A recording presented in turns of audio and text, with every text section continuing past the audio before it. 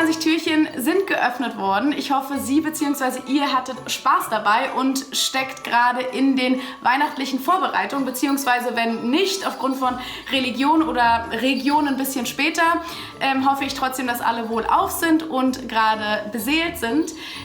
Mein Highlight des TU Berlin Adventskalenders war auf jeden Fall der Remove Before Flight Pin unserer Satellit-TüftlerInnen. Und ja, das war's von mir und ich übergebe jetzt nochmal an den TU Berlin-Präsidenten Christian Thomsen.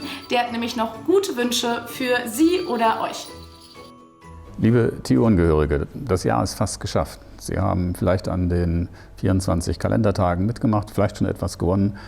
Sie haben auch die Möglichkeit, heute noch etwas zu gewinnen, eigentlich unseren besten Preis heute.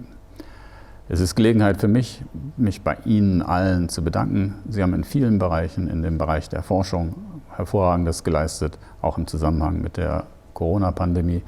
Sie haben in der Lehre Hervorragendes geleistet. Wir sind ganz plötzlich darauf zurückgeworfen worden, dass wir digital unterrichten, nur noch im letzten Sommersemester und auch in diesem Wintersemester.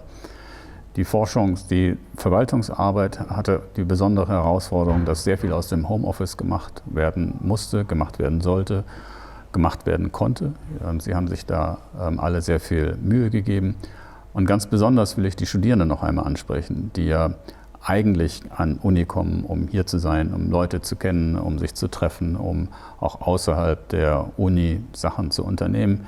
Das ist schwierig geworden, insbesondere für die Erstsemester. Das ist besonders schwierig geworden, weil die eben nicht mehr wie früher oder kaum noch die Gelegenheit hatten, Menschen kennenzulernen.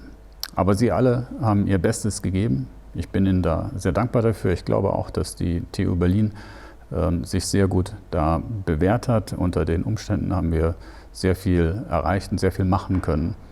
Es hätte auch sehr viel schlechter sein können.